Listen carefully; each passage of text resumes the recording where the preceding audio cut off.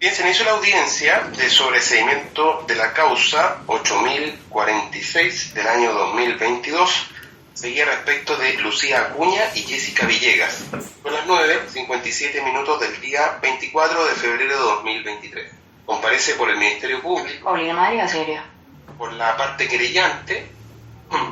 Muy buenos días, magistrado y a todos los intervinientes. Por el Ministerio del Interior y Seguridad Pública comparece Samuel Malamud Herrera.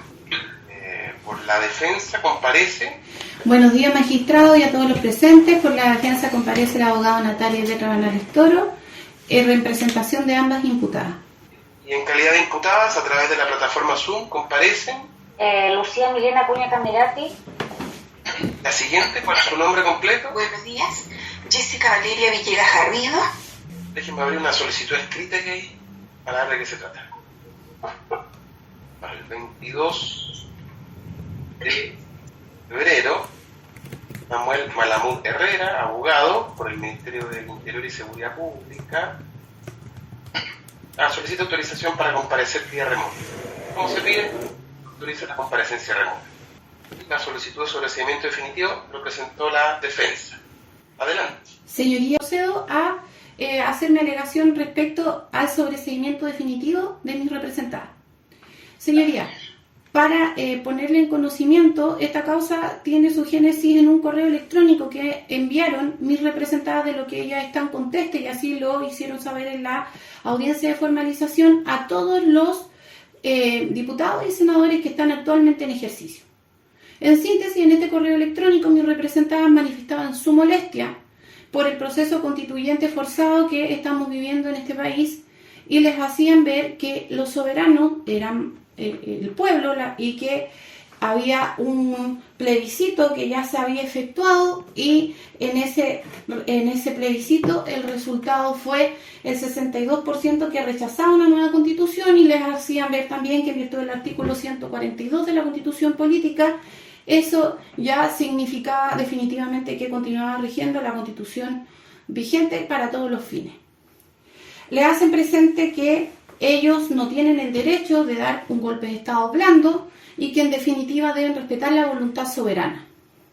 También le hacen presente lo que el Ministerio del Interior y también los recurrentes, que son algunos diputados y senadores, consideran una amenaza, que si era necesario ellos podrían concurrir a sus domicilios a explicarles, utilizan la palabra explicarles, que la soberanía la ejerce el pueblo a través de los distintos plebiscitos y elecciones populares, y que ellos no están legitimados para imponer un proceso constituyente. Ese simple correo que consta en la causa, señoría, fue tomado como una amenaza. Inclusive, señoría, existen falsedades por parte del querellante donde dice que se utilizan palabras soeces. En la audiencia de formalización, señoría, se leyó íntegro el correo y estuvo conteste también el señor juez que vio la causa en ese minuto, que no existían palabras soeces ni nada que pudiese llegar a arribar a que ahí se está incurriendo en el delito de amenazas no condicionales, que es lo que se le está imputando en este minuto a mi representada. En este sentido, señoría, esta parte sostiene que aquí no existe un proceso judicial legítimo, que lo que hay en definitiva es una persecución política donde se están violando tratados internacionales, como vendría siendo el Pacto de San José de Costa Rica, artículo 13, y además se está incurriendo en el presupuesto que establece el Pacto contra la Tortura, Tratos Crueles, Inhumanos y Degradantes. Aquí lo que hay, señoría, es una opinión política que se expresa a través de un medio escrito, que se hace llegar a las supuestas víctimas a través de sus correos institucionales. Y además de eso, señoría, ninguna de mis representadas tiene antecedentes penales y ninguna tiene la intención siquiera de llegar a atentar contra la propiedad o contra la vida de los señores parlamentarios. Señoría, de hecho, las amenazas tienen que ser serias, tienen que ser graves, tienen que ser verosímiles y tienen que ser inminentes. Estos correos, si mal no recuerdo, fueron recepcionados por los señores diputados y senadores en octubre del 2022. Hasta la fecha, felizmente, no tenemos conocimiento de que ellos hayan sido objeto de ningún atentado de ningún tipo. Por otra parte, señoría, la lógica indica que si alguien quiere atentar contra la vida o contra la propiedad de otra persona, no se lo va a hacer saber a través de un correo escrito y desde sus casillas personales. Alguien que quiera atentar contra los señores parlamentarios no lo va a informar previamente. Y eso es lo que nos dice la lógica.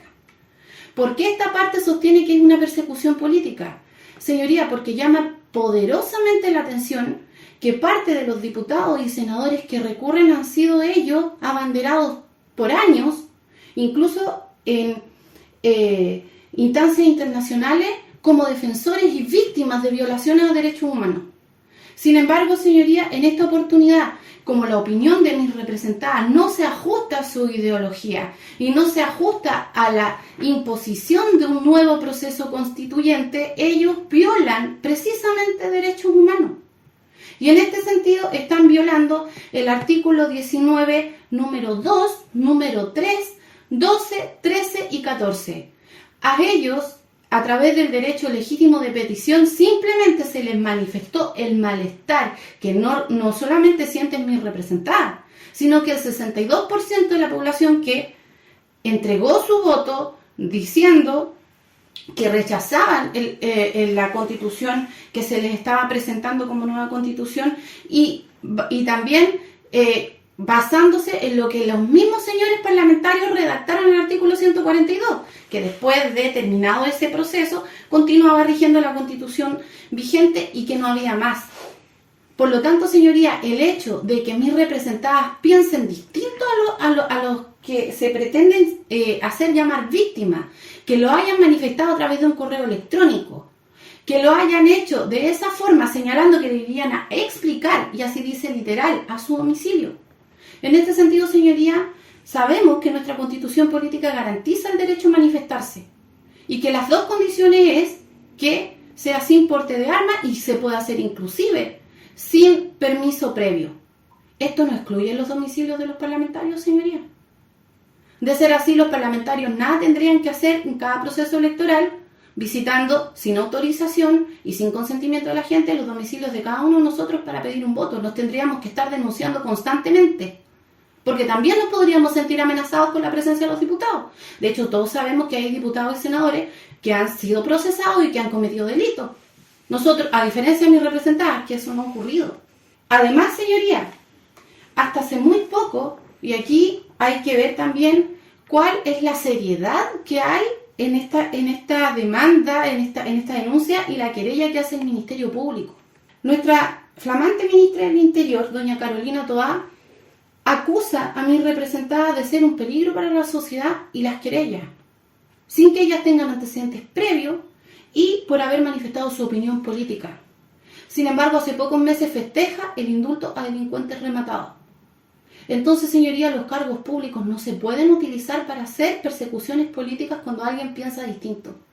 Pero cuando alguien ha participado en un estallido que esta parte considera delincuencial, que provocó una crisis grave a nivel interno, esas personas son premiadas con indultos, aunque quemaron, aunque muchas veces ocurrieron muertes, mientras que al contrario sensu, cuando alguien se opone a ese proceso y al resultado y a la imposición de una nueva constitución, se le persigue, se le penaliza y se le castiga. Esta parte, señoría, si es que esto no se termina sobrecediendo, está dispuesta a seguir el juicio a nivel internacional, porque aquí lo que hay es una violación gravísima y un indicio muy claro de tiranía. A las personas no se les puede coartar su derecho a expresarse libremente, simplemente porque a la víctima no le parece la opinión política de las personas que están imputando y a las que pretenden condenar. Por lo demás, señoría, si usted revisa la carpeta investigativa, la inversión de recursos públicos en perseguir a mis representadas ha sido enorme. Y sin embargo, no se ha llegado a nada que pueda demostrar que efectivamente hayan cometido un delito. Pero, y en la misma línea de argumentación, todavía no sabemos quiénes quemaron y qué pasó y no tenemos ningún tipo de sanción para lo que ocurrió, por ejemplo, con las líneas de metro. Y actualmente nuestras serias autoridades están culpando a los conejos que queman los bosques, ¿Qué pasa, señoría? Entonces, aquí el Estado de Derecho debe prevalecer y no se puede dar una señal, mucho menos el Poder Judicial, de perseguir a 2 dueños de casa por haber enviado un correo que representa el sentir del 62% de la población que concurrió a un plebiscito que no se respetó.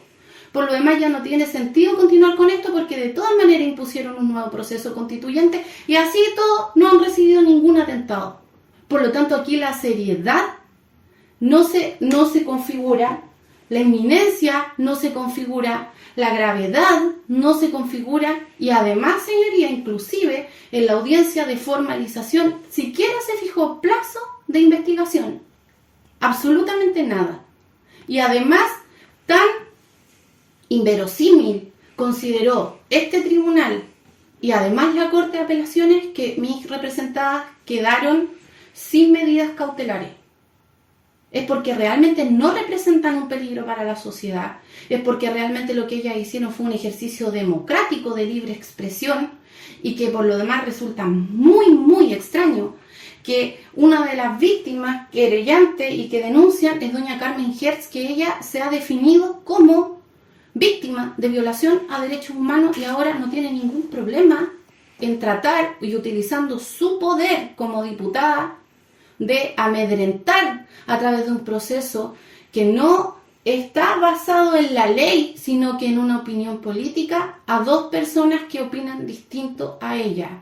Es decir, está haciendo exactamente lo mismo y peor que lo que ella alega que se le hizo, porque lo está haciendo utilizando como medio al Poder Judicial, que debe ser imparcial y el guardián del imperio del Estado de Derecho.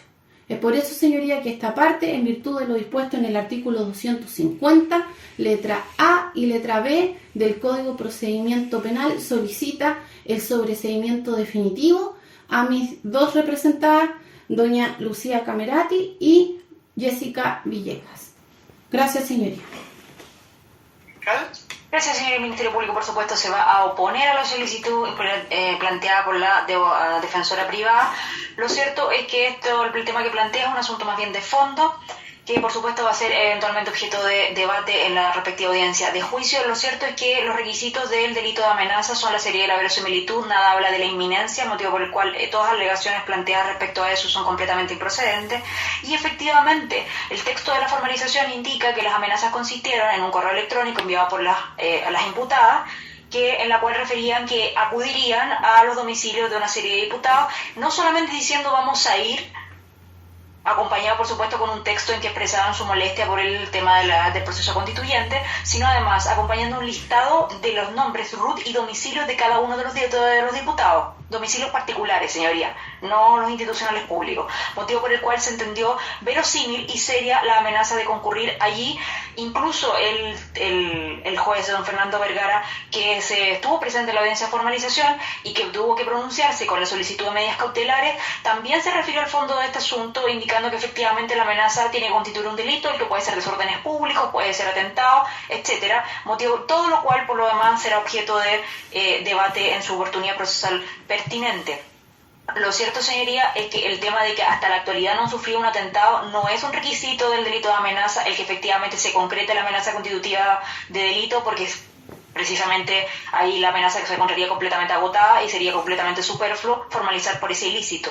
En cuanto a que efectivamente las imputadas no fueron sujetas a medidas cautelares, eso fue también objeto de debate en la audiencia de formalización. El tribunal se pronunció al respecto con una sentencia, con una resolución en que explicaba que daban por acreditado el delito de amenaza, o al menos en los términos formales que esto implica, pero que no veía necesaria una necesidad de cautela, lo que fue confirmado en las Cortes por 2-1, una de las ministras siendo partidaria de poder otorgar medidas cautelares. Respecto del plazo, señoría, eso es labor de la defensa, el poder solicitar un plazo de investigación, ya que el plazo legal es de 2 años, motivo por el cual eso es simplemente un antecedente que habla de la labor o la falta de labor de la colega respecto de solicitudes en la audiencia de formalización respectiva, no imputable al Ministerio Público, pero en cuanto al fondo, señoría, las amenazas fueron formalizadas, se consideran en este tratado procesal seria y verosímil dadas las circunstancias que lo rodearon y en absoluto se refieren a un atentado a la libertad de expresión, porque por lo demás lo único que constituyó amenaza fue esa noción, esa expresión que incorporaron en este correo y no el correo completo respecto a su molestia al proceso constituyente, lo que por supuesto es una opinión que pueden sostener las imputadas libremente sin que ningún tipo de ente persecutor ni ente estatal les impida aquello. Motivo por el cual se rechace la solicitud de esclarecimiento definitivo. Pero el verbo rector de la amenaza es la expresión, Sí. la emisión de la expresión, y la característica esencial es que sea un mal que constituya delito, antes de entrar a si es serio o verosímil. Así es, señoría. ¿Cuál es el mal que constituye delito en esta amenaza? Se entiende, señoría, que el mal constitutivo de delito es efectivamente concurrir a los domicilios particulares de estos diputados para señalar al correo, explicarles y que entiendan de una vez por todas la molestia que esto implica. Motivo por el cual se entiende, y entiendan así los querellantes, así lo entiende el ente persecutor, que eso es una amenaza implícita, porque no necesariamente exige el texto legal que ésta sea expresa como los voy a matar, los voy a agredir, los voy a hacer, lo que sea. Motivo por el cual de que existe amenaza en los términos del artículo 199-3. Representante del Ministerio del Interior. Muchas gracias, magistrado. Nosotros también nos vamos a oponer a la solicitud de la defensa. Solicitamos que sea rechazada la solicitud de sobreseimiento definitivo. En primer lugar, como aspecto formal, consideramos que es relevante tener en cuenta que una decisión de término, tal como el sobreseimiento definitivo, en este caso suponemos que lo solicitado por el artículo 150 letra A del Código Procesal Penal, establece un estándar que es bastante exigente, más exigente incluso, señoría, que el del artículo 240 del Código Procesal Penal. Lo que exige como estándar el sobreseimiento definitivo es la certeza, y en ese sentido se han pronunciado diversas oportunidades en nuestros tribunales superiores de justicia. Simplemente menciono la sentencia de la Altísima Corte de Apelaciones de Santiago, ROL 2960 y en 2020, y también de nuestro máximo tribunal, la Excelentísima Corte Suprema, en los roles 955-2013 y 36.722-2017. Y es relevante tener esto en cuenta, señoría, no solo en términos generales, sino que en particular atendiendo a la causal de sobreseimiento que entendemos ha sido evocada, que es la de la letra A del artículo 150, porque esta tiene un potencial de tener cierto efecto general y que excede este caso en concreto. Entendemos que pronunciarnos sobre este tema respetuosamente implica tomar una postura respecto a situaciones similares que podrían presentarse y que se han presentado y que son de especial relevancia. ¿Por qué lo menciono? Porque me parece que no todo está permitido al momento de interpelar a las autoridades públicas, y eso es lo que también se discute en este caso. Lo que solo entendemos que aquí, más que el ejercicio legítimo del derecho de expresión, lo que existe acá es la comisión de un delito, y es por eso que entendemos que este caso también es muy relevante, y la causal en la que gira la discusión puede tener incluso efectos más allá de este propio procedimiento. Eso por un lado. La defensa ha desarrollado su argumentación entendiendo que más que aquí existir un delito, lo que existe es el legítimo ejercicio de derecho de expresión. Ha mencionado el artículo 13 de la Convención Americana de Derechos Humanos y ha señalado que lo que estaban haciendo efectivamente sus imputadas es ejercer sus derechos políticos conforme a dicho derecho humano. Pero lo cierto es, señoría, que todo derecho, y en particular el derecho de expresión, no es absoluto y reconoce límites. Y los límites aquí claramente se han traspasado, y lo que se ha hecho es afectar bienes jurídicos penalmente protegidos, en este caso la seguridad personal y la autodeterminación de diversas víctimas, en este caso los parlamentarios que fueron en esta misiva aludidos.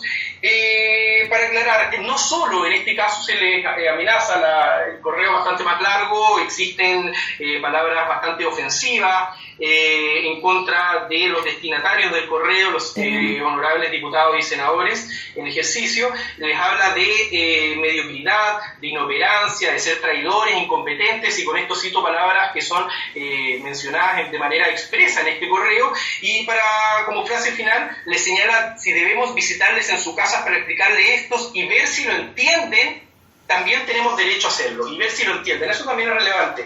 Y además de esto, luego de mencionar esto en el correo, da una lista, y esto también fue difundido, de los domicilios particulares de cada uno de los diputados y senadores. Y eso también tiene relación en conexión a lo amenazante o lo coactivo que puede ser esta misiva. Mencionar además, y esto también tiene relación con la plausibilidad, o en nuestro caso consideramos falta de plausibilidad de la teoría alternativa de la defensa de que esto es un ejercicio legítimo del derecho a expresión, que por lo demás son usadas sus cuentas de correo electrónicos, pero no son indicativas de su nombre y tampoco las imputadas firman con su nombre luego de enviar esta carta, que sería lo lógico si uno quisiera interpelar a una autoridad pública y exigirle explicaciones o manifestar un disgusto. Esto no es así. A la identidad de las imputadas se llega a través de investigaciones y diligencias que lleva a cabo el Ministerio Público, tales como consultar a empresas de telecomunicaciones y revisar también redes sociales y realizar una serie de conexión de información. Esto es relevante también mencionarlo, señoría. Bueno, en cuanto a los hechos que son en materia de formalización, consideramos que se da por satisfecho completamente los requisitos que establece el artículo 296 para tener por establecido un delito de amenaza. Ya lo señalaba la señora fiscal, esto también fue revisado en la audiencia de formalización, donde un magistrado de vuestro tribunal también consideró que se configuraban los presupuestos de existencia del delito y de participación. Si bien no dio medidas cautelares atendiendo a necesidad de cautela, la pena probable imponer. Eso es lo que en definitiva se resolvió. Fue este interviniente y no don Raúl Guzmán, como menciona la defensora, quien apeló de dicha resolución. Si bien fue confirmada la resolución, esto fue con un voto de minoría que sí estuvo por imponer incluso medidas cautelares de la Ilustrísima Corte de Apelaciones de Valparaíso.